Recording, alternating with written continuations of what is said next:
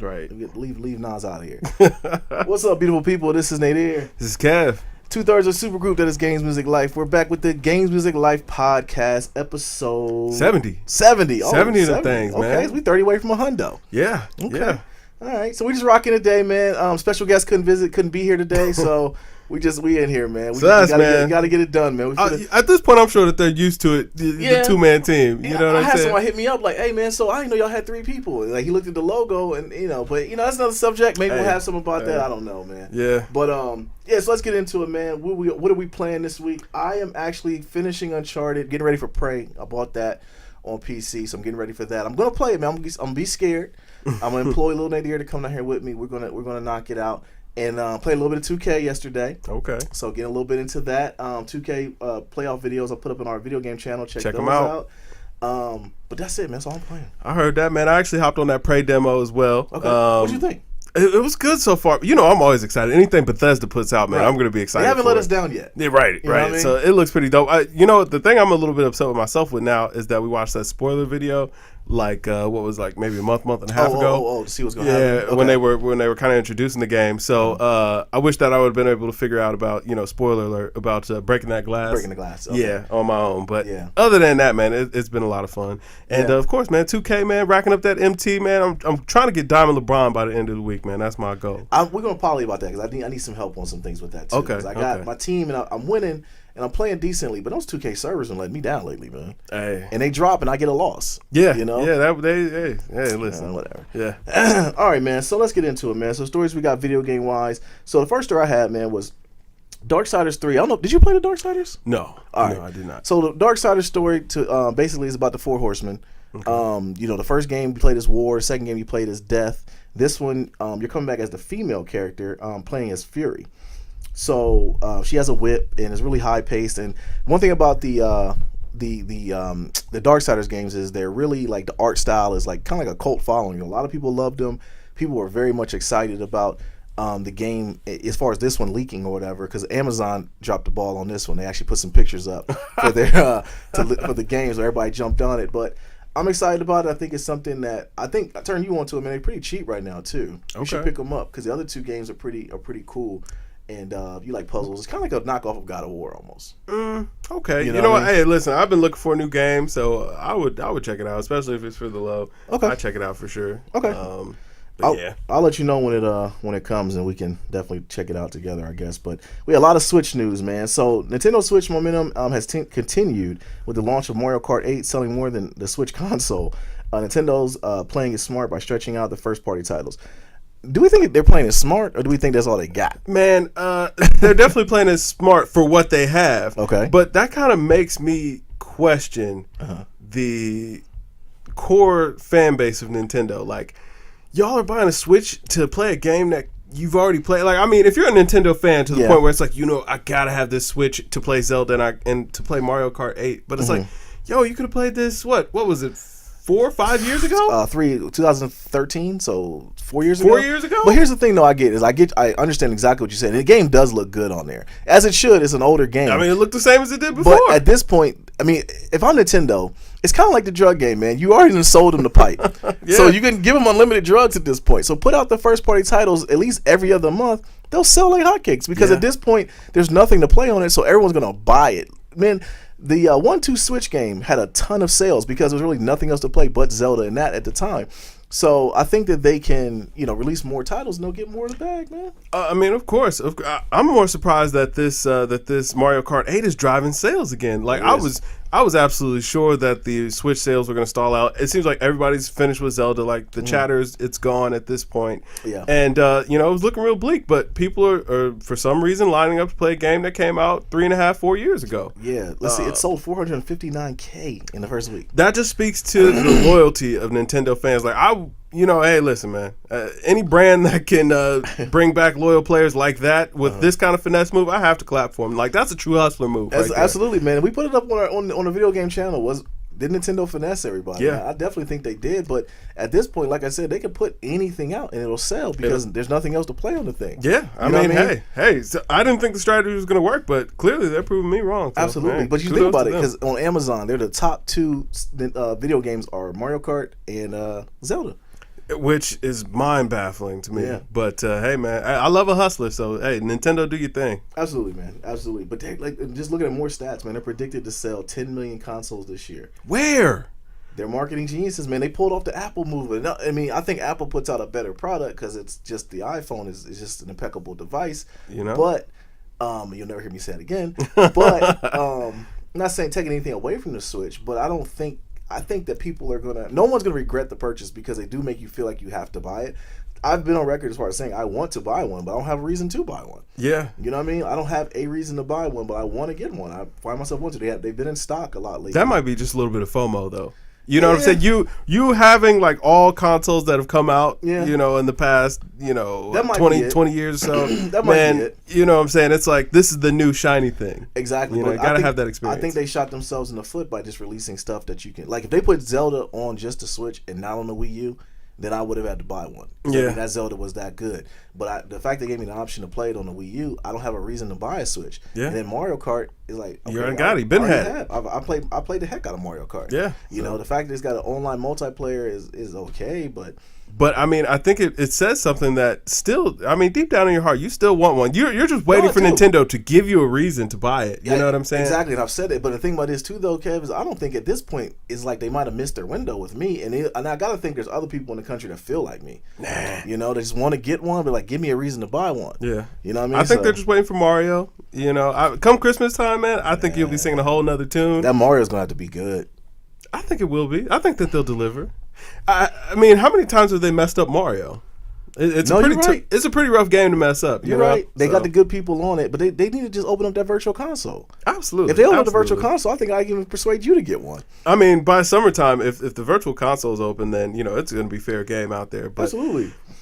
But yeah, absolutely. But this is one thing I didn't understand though. So Zelda, the first DLC patch is launching this summer, right? So they announced what it's going to be about. It's going to be Trial of the Sword, previously known as Cave of the Trials Challenge. Includes about 45 total rooms in which players as Link must defeat all enemies from room to another. It's basically horde mode. Yeah. So it's Gears of Link. Gears of Link. And it says defeating this challenge will ensure that the Master Sword will always be in the glowing power-up state. Like, I don't know what that means, but okay. That's cool. Because you had to charge the sword before. And bro, like, okay, so then they say that the second DLC is going to be the one they're going to add more content story-wise to. like, the finesse working its way around once again. It's worse than this is Black China levels of finesse. You know what we're talking about here, man. Like what she did to Rob Kardashian. This is what we're talking about here. And Nintendo, you ain't slick, man. Nintendo, I see you out there. I know what you're doing. You know, I see the finesse move, but you know, it gives people more stuff to do in Zelda that they're asking for. But I'm like, hey, come on, man. You got to do better than that. Hey, man. Listen, Nintendo go Nintendo. I ain't mad at them. Get the bag. Like I said, I love a hustler, man. And they hustling. They are hustling left and right. So, okay, so Nintendo is so they're selling better than the Xbox One, which is, I understand That's a surprise still. Is it? Yeah, because for me, Nintendo was more of a niche market, man. Whereas Xbox, I mean, most people I know have both, Xbox and the PlayStation, just because you don't want to miss out on anything. Right. But, I mean, if you had to choose between the three majors right now, I felt like the Switch was going to be kind of the one that was in the back corner. It was going to, Now, with that being said, I will give more of kudos to Nintendo versus getting on Xbox. Only reason why I say that is because Nintendo has secretly made it almost to the point where you feel like you have to buy the Switch. Like people are just buying it, not even knowing what they're getting themselves into. Yeah. There's tons of people on NeoGAF I went on, and they're selling their Switch with Zelda because they're like, I just wanted to play this Zelda game everybody talked about, and I don't have anything else to play, so I'm going to sell it at cost. Yeah. So just pay me what I paid for it. I'll pay for shipping, and you can have it. You know what I mean? Or people are taking losses at this point. I mean, I feel like once you open that package, you're supposed to take a loss. That's like wearing shoes. Absolutely. Like, you're supposed to take an L after that. Absolutely, man. So IGN released their top 100 RPGs. What is your favorite RPG? Do you even play RPGs? I mean, I guess it would depend on what you would consider RPG. So like, I mean, what stands out to me is like Final Fantasies and JRPGs. Like, I don't like turn-based games, like not even a little bit. Okay, so no, you wouldn't. That ain't nothing to do with you. Yeah. Blah. Yeah, blah. All right. So more importantly, though, the PlayStation 5 is coming next year, rumored to steal the thunder from the Xbox Scorpio. Now, see, I disagree with that point. No, it already did. It already stole the thunder from the Scorpio. No, I'm not going to fall into that. To you, it's stolen thunder because that's one thing that you are looking forward to. And I'm looking forward to it as well. Yeah. But go ahead. No, go ahead. I was gonna say I was excited for the Scorpio though up until this news came out. Like now I'm like, all right, Scorpio back down in the gutter. Okay. PlayStation 5, let's go. But here goes a question I have for you though. So with the Scorpio coming out, with the PlayStation 5 coming out, are console iterations even important anymore? Man, now that's a tough one. I do feel like they're going to have to go the way of PC to where, man, let me just keep my case and I can swap out these parts, every couple of years or so. Like, I want to be able to upgrade those sort of things or upgrade it incrementally. But that's going to be tough. That's going to be tough. Now, see, that's where I don't like it though. I mean, I'm a PC gamer. I definitely love playing my PC games, but I love my consoles to be separate. I love to just play my consoles, play the games on there. I don't like the fact that it has to be this competition with PCs or even going this route, because they're releasing one IP and it's going to be playable on all your PlayStations or Xboxes. So you get one game, but it plays differently on everybody's SKUs. So let's just say they come on another more powerful PlayStation 7 in 2 years, and go from there. And it's like, you're going to want to have that new powerful system. Yeah, no doubt. You're going to have the more floops, man. Yeah, always. Always going to have all the floops. So with consoles, I kind of didn't like the way it was going with that, because then it comes into where it's like PC, the minute you buy something on PC, it's like buying a car. It's old. The minute you buy it. Yeah. So even with the consoles, I kind of don't like that avenue, but I get it. I get why they're doing it. But I don't know who's going to really come out to win in that situation, The landscape has just changed so much to where these consoles have to find a way to kind of compete with PC, because people want that PC-like experience without having to invest as much time as you have to invest into, building a PC or having a rig that's going to be worthy of playing those games. Whereas on a console, imagine if they had, like kind of plug and play hardware for these consoles. Hey, you need to swap out your video card, lift this tab on the back, boop, slides right out, slide the new one in. It does all the rest of the work for you. Like that seems like it'll be the wave of the future, in my opinion, to help them kind of keep pace with PCs, but keep the ease of a console. I got you. Think about it too. I was thinking about that while you were talking, and we've had this happen before. You remember the Nintendo 64? You could buy the 4 gig the RAM chip. Yeah. You know what I mean? And it made Zelda. Actually, was the game that came out. I think it was not Ocarina of Time. It was the second one, Majora's Mask, and it made it run better. And it's like we've had that happen before. You could plug in something and made the games run better. So, and that's the problem I think with the Switch, is going back to that, is you can, with Xbox and PlayStation, you can release one IP and it play on all their systems, legacy systems, whatever. Even the dev kit for the Xbox is in the wild right now, and they showed it. You press a button and it would downscale it to 1080p, or you hit the button and unlock it and it would play for Scorpio graphics or whatever. Whereas Nintendo, you got what, 4 gigs of RAM on the thing. They ain't trying, and it's like, what are you gonna do? So as a developer, you're like, why would I make a game solely for the Switch? Yeah, you know what I mean? Like it would make sense for me to make money on every platform. So I'm gonna put my game out on PlayStation 5, 7, whatever comes out, and the Xbox Scorpio and everything else. I still feel like Switch is gonna get scraps when it comes to these big titles that are going across platforms. Like programming or coding these games between Xbox and the PlayStation, you can port them between it, but for Switch, you're really kind of having to go through and rebuild that game a bit so that way it runs on that platform. Absolutely. And I see them getting games 6-8 months down the line. Look at it now. Look at what we have in the video that we did. They got Payday 2. That was a port from almost 5 years ago. Yeah. Rayman Legends 4 or 5 years ago. Waiting on Skyrim. Exactly. Waiting on Skyrim if it's going to see the light of day. Right. So you got to think, a team has to go in there and code Skyrim for the Switch. Why would you want to do that and then have to? The Switch is done, bro. I can talk myself into like all other things, but like the more I talk about it, it's I just evident. don't see where it can win. It has too much against it, and trying to, because I mean, as much as they say, we're not trying to complete PlayStation and Xbox, we're trying to do the other thing, or we're trying to be the Blue Sea or whatever that crap is that they keep feeding themselves. Like you're competing with these two consoles and you're getting your butt whooped. Absolutely. So. And when you come down to it, even the Wii U, man, had a good library of games, but it was like the fact that we had to wait on those games to come. It kind of got lost in the sauce. In the middle of all that, you still got Xbox and PlayStation pumping out some good exclusives. Yeah. And PlayStation did. Xbox tried in this last iteration, but in the midst of you expecting people to wait on your first party titles to come out, you got to give them something to play. Man. And it doesn't make any sense to me. Another thing too is like the 2DS was announced. Yo, that was what I wanted to talk about. Really, I didn't understand that. What kind of move was that? I don't get it, because it kind of shoots yourself in the foot, because you could have put those titles on the Switch. and try to push the Switch. But you know what? I guess for gamers, it's kind of a win, especially if you like. If I had, maybe a 6-year-old, that would be something I'd look at giving them, because it's like, listen, you tear this up, I don't really care that much. $150. And these games I can probably find real cheap, especially if I start shopping for them used. I mean, they're gonna be old, but they're not old to you. They older than you, so you don't know. Right. But that seems like an entry level kind of gaming console or handheld to get them started with. But why? I don't get it. Why are you producing it? I don't know. It made zero sense and it kind of came out the blue too. They didn't have no rollout on it. They just put it out, and saying it was coming out, and it's like when I saw it, like, wow, that's bad news for the Switch, man. What market does that fill though? That's my real question. It goes back to our question before: what market does the Switch appeal to?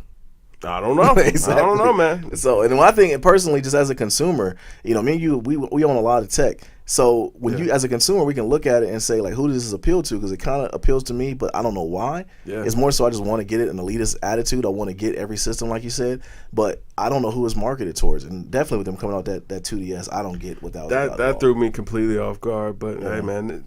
Not the first time Nintendo threw Nintendo going Nintendo, man. Yeah, exactly. Nintendo going to get Nintendo. They will throw that color ball. No doubt. All right, man, let's get to these sports, man. So before we get into the playoffs, let's talk about somebody who's not in the playoffs. Russell Westbrook, Alfred Brook, will become the highest paid NBA player in NBA history. He's eligible for a 5-year, $217 million Supermax deal. Whew. Man. Now, it was rumored that CP3 is eligible for that as well. That's a lot of cheddar. That's a lot of money. That's a lot of cheddar, man. That's a lot of investments. I feel like Russ deserves it, man. Hey, he stayed down. Oklahoma City doesn't look like they're going to be good anytime soon unless they start making some major moves in the offseason. And honestly, I couldn't really see too many other top talent players wanting to go play with Westbrook just because it's like, go play with him and do what? Stand around and wait. I think a big could do well with him. Like somebody that he could kick the ball down to do work, like Blake Griffin. I would have to disagree because, man, between Valanciunas and or not Valanciunas, but Enes Kanter and Steven Adams. Like, I mean, you got two of the best bigs in the game right now. Or, two of the most athletic, skillful. The only reason that they didn't look good was because Russ didn't get them involved. Like, besides rebounding, what was Steven Adams' role? In that Houston series, Steve Adams couldn't even answer his own questions. Right. I mean, Nene was giving him bodies. Yeah, he was. He was giving him bodies all 50 series. Years old too. Nene's I heard put in work, man. Yeah. So I don't know. I don't know. So I do think get your money, Russ, man. Keep getting them checks, brother. I tell you what, I see you living a good life too, man. At the Wayne concert up on stage, man. Yeah. Lion stealing dessert for his wife. Absolutely, hey man, $217 million, man. He ain't springing for dessert. Still, not, believe man. That. I like Russ because he keep it real. You do. How can you not root for Russ though? Yeah, you know what I'm saying. He keeps it real. I mean that's a real. You got $217 million coming. You like, you know what? Yeah. Dessert is too expensive up in here. Listen. Only way you getting it is if you say it's your birthday. You don't get no sprinkles, babe. Yeah. Okay. Ain't gonna happen for winners. All right, man. Let's get through these playoffs real quick, man. So the Spurs to go beating the other night. They play tonight. If the Spurs lose tonight, is it time to panic? If the Spurs lose tonight, man, it's time for the Warriors to really start taking kind of notice of what's happening out there, because that's going to be a team that will give them is going to give them some run or some competition. I don't think it's time to hit the panic button in San Antonio. I do think they can't get swept. I mean, the best they can hope for is a gentleman's sweep, or at least make the series competitive, which I think that they can. I think Kawhi can will you at least one game. Yeah. LaMarcus Aldridge, I do think in the offseason it is going to be time to kind of make a decision on what you're going to do with him. He's out there blending in. Yeah. I coined him Dwight Howard Light. I just don't I don't understand why he can't fit into that offense. Like, they don't ask you to be fast. Right. They're not asking you to put up a ton of shots. They're not even asking you to be a rebounding machine. It was like, listen, just do what you do well, get good shots, make good plays, move the ball around. Like, that's the only thing that they asked for him. And it's like, where does he not fit into that? What happened between last year and now? Because last year he's put up numbers in the playoffs. Yeah, that's what I don't know. I mean, last year he looked really good. I mean, I remember when he got injured last year and I was like, oh man, that's a devastating blow. Right. But it's like, man, I don't even see him on the floor. Right. Didn't he have like a heart ailment or something at one point? Then they cleared him to play or something? It was something. I don't remember. I remember last year was his thumb or something like that. But I don't know what he might have a heart murmur or something. I don't know. Okay. But all I know, listen, I don't want to say I hope he does, but I hope he has an excuse for his play this year on the court for the Spurs, because he has not been living up to expectations at all. Awful. And that system is built for him to win. I mean, he basically was slotted to come right in and take Tim Duncan's spot. Yeah. And just do what Timmy did. And Timmy's there at the facilities. We know. Yeah, just we know. ask him the questions, bro. Absolutely. You know what I'm saying? Somebody. I'm going to tell you, man, one thing about it, man, the good's going to bubble to the top, and the bad players are going to get left by the wayside. And this dude, like, he robbing the league right now. Yeah. He got paid a lot of money to produce, and that ain't, especially you got 5'9", Isaiah Thomas out here giving his life, and but definitely we'll get into him though too. Yeah. So the Cavs and the Warriors are rolling. Do we need to talk about them? Nah, man, okay. It's all good. You know what I'm saying? Rolling. They're doing what they're expected to do. Yeah. So before we get to the other ones, okay. So the last one, Isaiah Thomas, of course, he scored 53 last night. Mm-hmm. John Wall, point IRS, gave him 40, but in the fourth quarter he was just gassed in overtime. Fourth quarter and overtime, Isaiah Thomas just took over, man, and on his sister who passed away, it was her birthday, so he willed to win. He willed to win. Emotions was just flying, for him and everything. It was incredible, man. I don't know if you saw it. I did. I was watching. Okay, so I watched it too, and like the dude's 5'9" at best. Yeah, if that, man. You know what I mean? He's out there just putting. They had no answer for him. But the problem I got with the Wizards is, man, they got John Wall. I mean, not John Wall. I'm sorry. They got Isaiah Thomas on defense, right? You think you would exploit that he's smaller? They got some dude for the Wizards just standing in the corner the whole time, and Isaiah Thomas just standing there with him. It's like you're not even making him work on defense at all. Like, what are you doing? I don't know.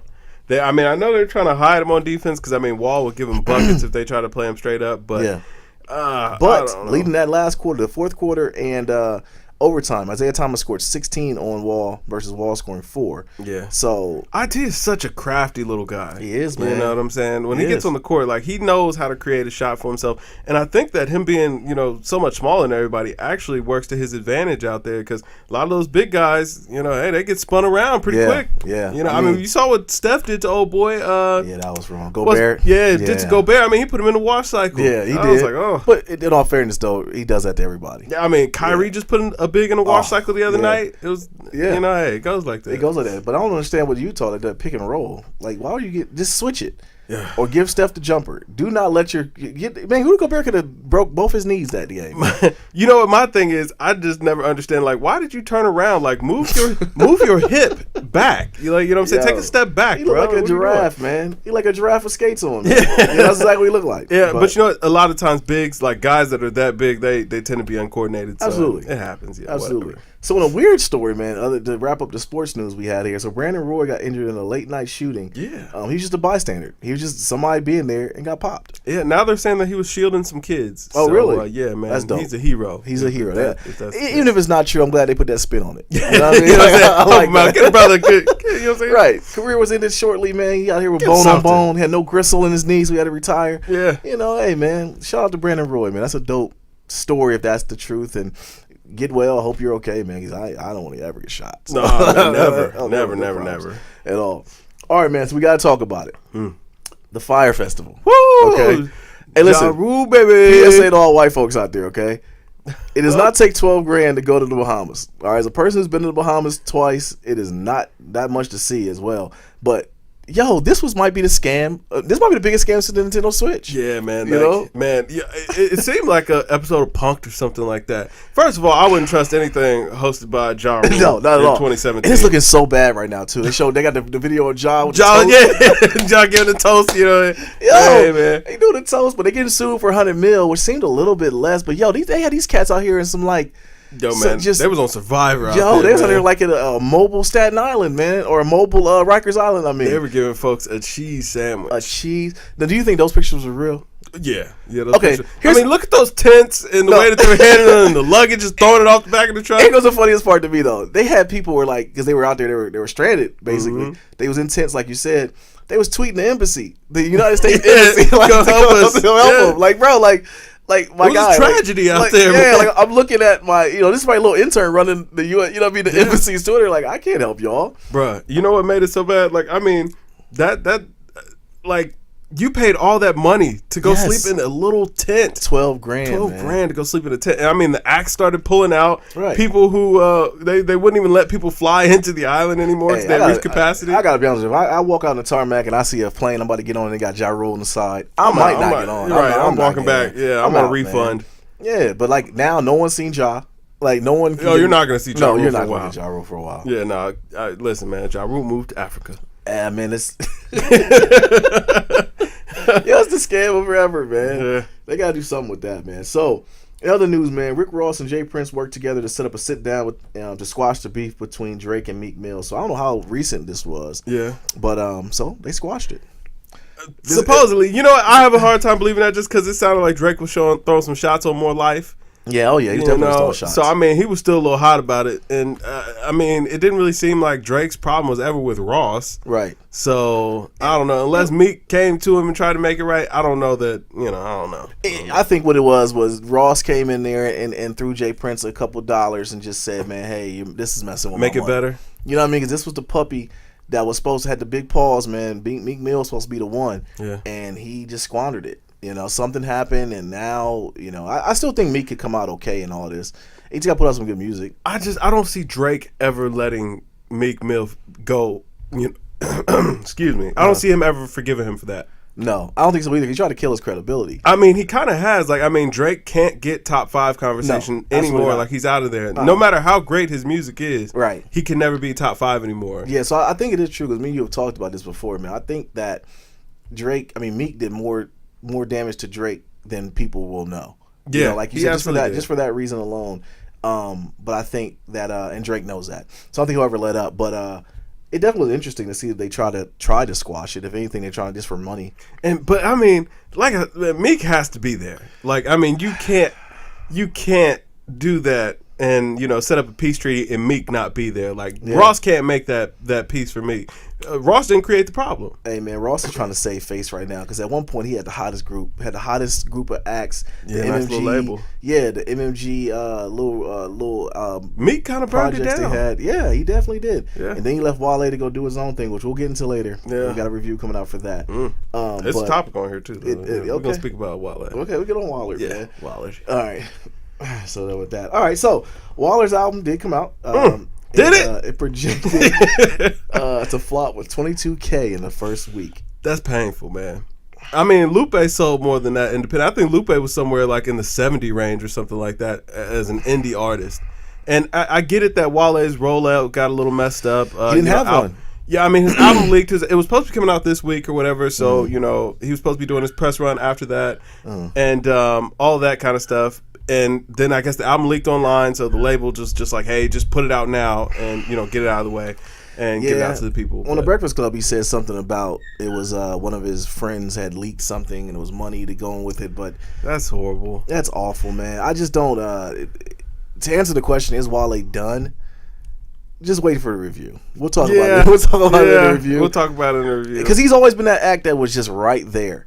You know what I mean? Like he was always just like he was in certain people's discussions. As for me as a Wale fan, I know me and you always have many conversations about it. I would always try to sell you on him being better than what you thought he was. But when he's left to his own devices, so to speak, in this case, where he made an album that he wanted to make and shine, just wait for the review. Yeah. Hey, listen, if y'all watching the pod right now, if you haven't already watched the Wale review, man, watch that, and we'll go into further detail about Wale. But 22K, that's really rough. I mean, Wale is a pretty big act. Now, I know he didn't really have a big lead single, hey, whatever. Well, he had that PYT song, but that came out a long time ago. It did, a long time ago. And it wasn't that good. I mean, it wasn't anything to write home about.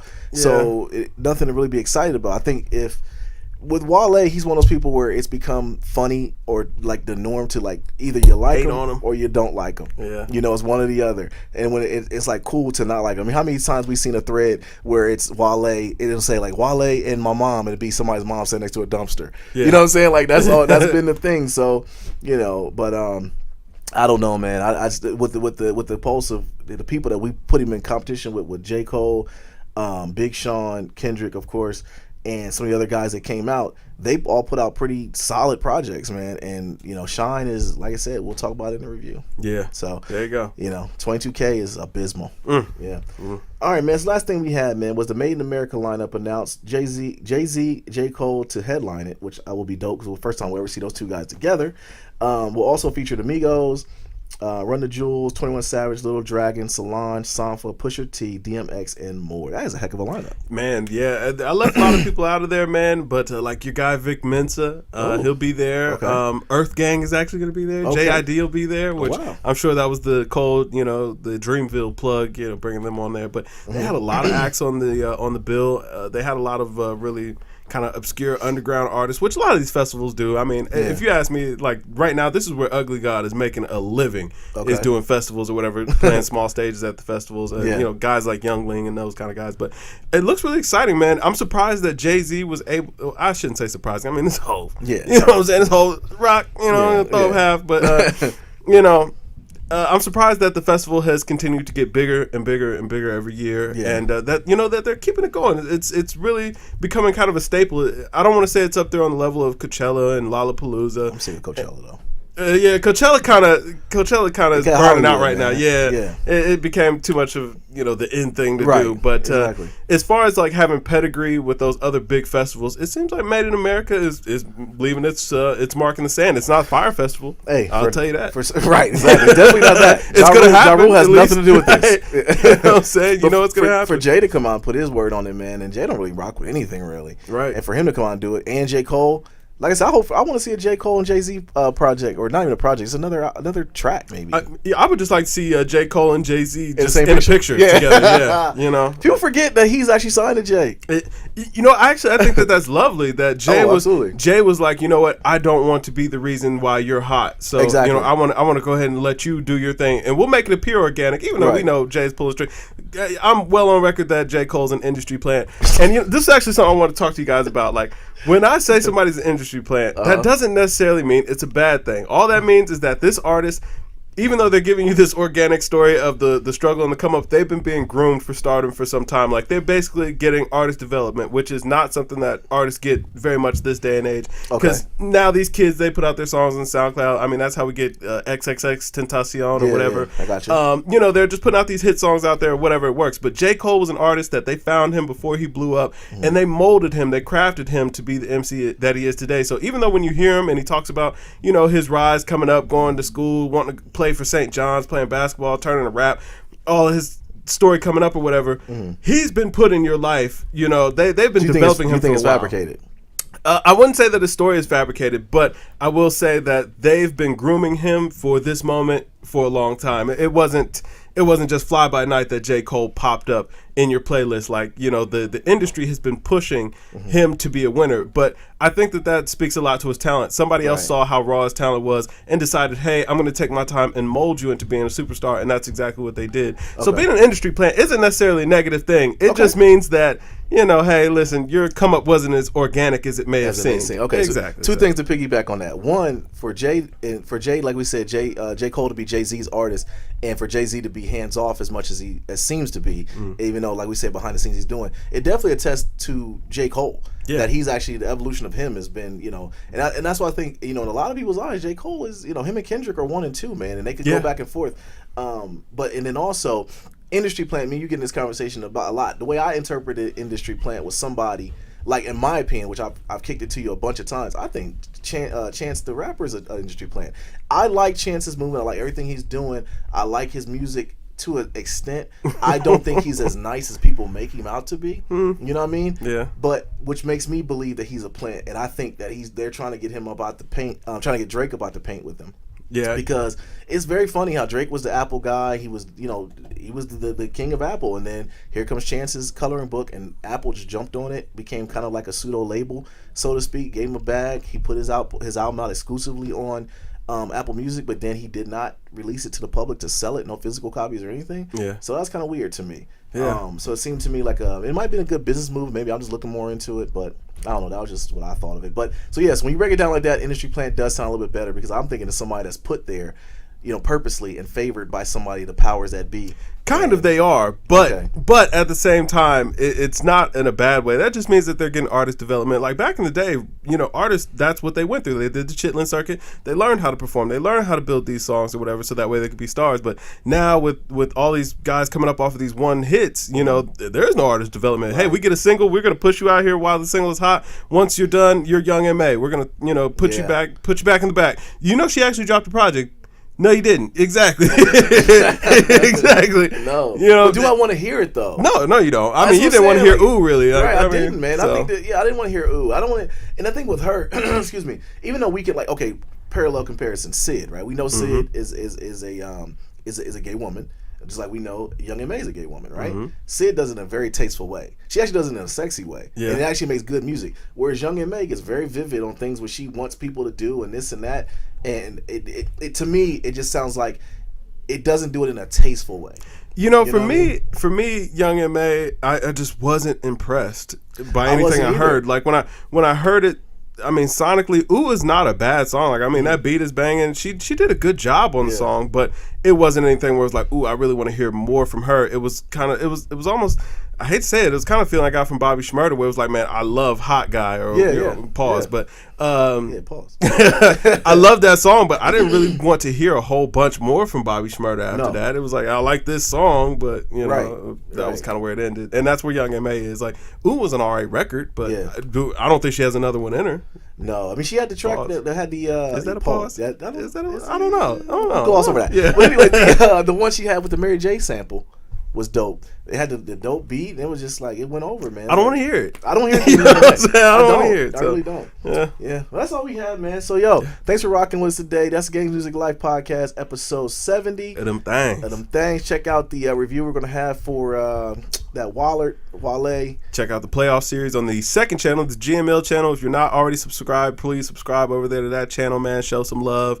And you know what? One thing I want to do before we end off this pod, man, I want to give a fat shout out to my guy Zabari. I'm sorry if I'm butchering your name, homie, I don't know if we say it wrong. But you know who you are. Yes, we read the comments. Thank you, my brother. Like, seriously, you've been riding with us since the beginning, and we appreciate you, man. Yes. And there's a lot of people else out there we can thank. Tyrus Maxwell, absolutely, who always gives us shout outs as far as music to review and things of that. So shout out to him. Yeah. And but thanks to all everybody the rest of our fans, man. Absolutely, you know what I'm saying? And if you want to shout out, man, drop it in the comments, man. We'll shout you out, man. We'll shout you out. We love y'all, fam. For the bag. You know. No, I'm not selling out for the bag, but I'm here. I'm here, man. It's an organic conversation. This is my brother right here. We can definitely do this all day long. But thanks to everybody. Games is Life, episode 70 in the books.